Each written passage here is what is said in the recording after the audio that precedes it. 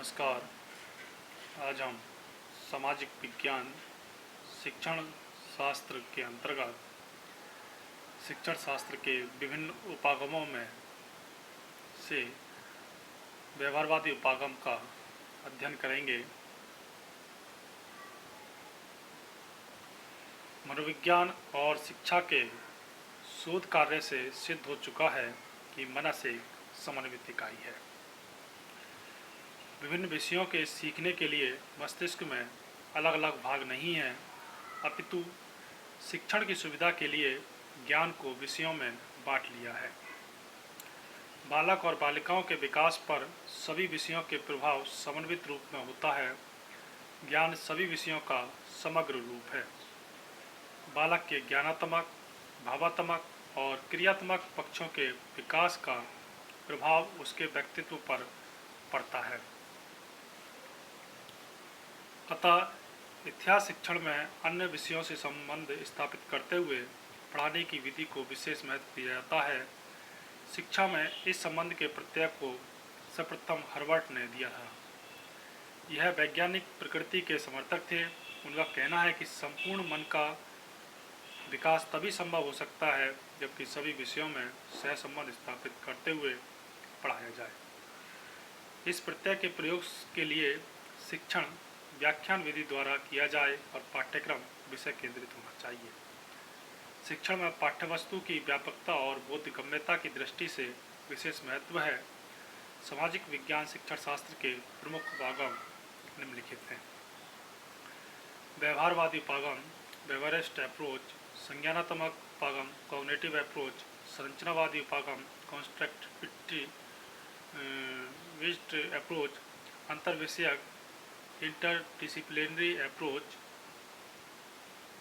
समन्वित उपागम, integrated approach, बाल केंद्रित उपागम, चाइल्ड सेंटर्ड अप्रोच।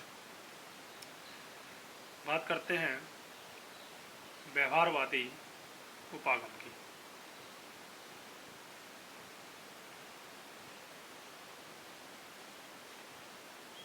सीखना जीवन पर्यंत चलने वाली प्रक्रिया है जो जन्म से मृत्यु तक चलती है। सीखना व्यवहार का एक महत्वपूर्ण पक्ष है। सीखने की प्रक्रिया में मनुष्यों और पशुओं में अंतर पाया जाता है। पशुओं के सीखने की प्रक्रिया मनुष्यों के सीखने की अपेक्षाकृत सरल है। इसी कारण से मनोवैज्ञानिकों ने सीखने से संबंधित शोध पशुओं पर अधिक किए हैं और शोधों से प्राप्त तथ्यों के आधार पर सिद्धांतों का वर्गीकरण किया है।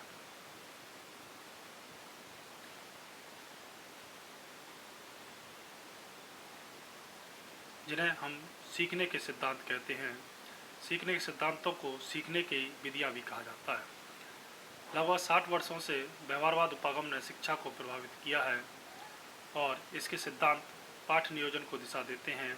इनका मूल उद्देश्य सिद्धांत है कि छात्रों में वांछित व्यवहार के परिवर्तन को ही अधिगम कहते हैं। व्यवहारवाद की स्थापना वाटसन महोदय ने 1912 में की थी। वाटसन ने कहा कि व्यवहार का अध्ययन ही मनोविज्ञान की असली विषय वस्तु है। व्यवहारवादियों में पावलोव का बहुत ही महत्वपूर्ण योगदान रहा है। उसने अनेक प्रयोगों के आधार पर संबंध अनुक्रिया सिद्धांत तक और संस्थापित अनुकूलित अनुक्रिया सिद्धांत की खोज की। व्यवहारवाद की विशेषताएं, कैरेक्टरिस्टिक्स ऑफ बिहेवियरिज्म। व्यवहारवाद की मुख्य विशेषताएं निम्नांकित हैं। पशु व्यवहार के आधार पर मानव शिशु की व्याख्या की गई। मनोविज्ञान में अनुभव का स्थान व्यवहार ने ले लिया। मन और चेतना का स्थान उद्दीपन अनुक्रिया ने लिया। व्यवहार की वस्तुनिष्ठ विधियों के परिणामस्वरूप शिक्षा और मनोविज्ञान में वस्तुनिष्ठ मापन और मूल्यांकन की नींव पड़ी। संवेदना या विचार के स्थान पर सहज क्रिया को महत्व दिया जाने लगा। व्यवहारवाद का शिक्षण अधिगम सामाजिक विज्ञान पर प्रभाव, influence of behaviourism on teaching learning. Social study. व्यवहार का शिक्षण अधिगम सामाजिक विज्ञान पर प्रभाव को निम्नलिखित रूप से समझा जा सकता है। पशुओं पर किए गए प्रयोगों का उपयोग शिक्षण अधिगम मनोविज्ञान में किया गया। सीखने के नियमों को उद्दीपन अनुक्रिया के रूप में प्रस्तुत किया जाने लगा।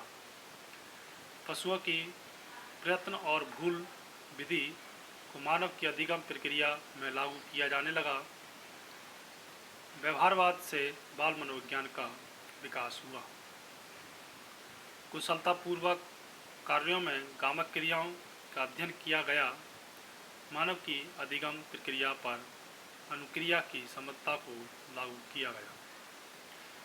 व्यवहारवाद के परिणामस्वरूप बुद्धि परीक्षणों का निर्माण हुआ।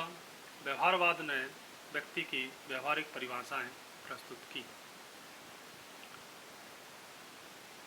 व्यवहारवादियों ने व्यक्तित्व निर्माण की या मूल्यांकन की उपयोगी विधियों की खोज की।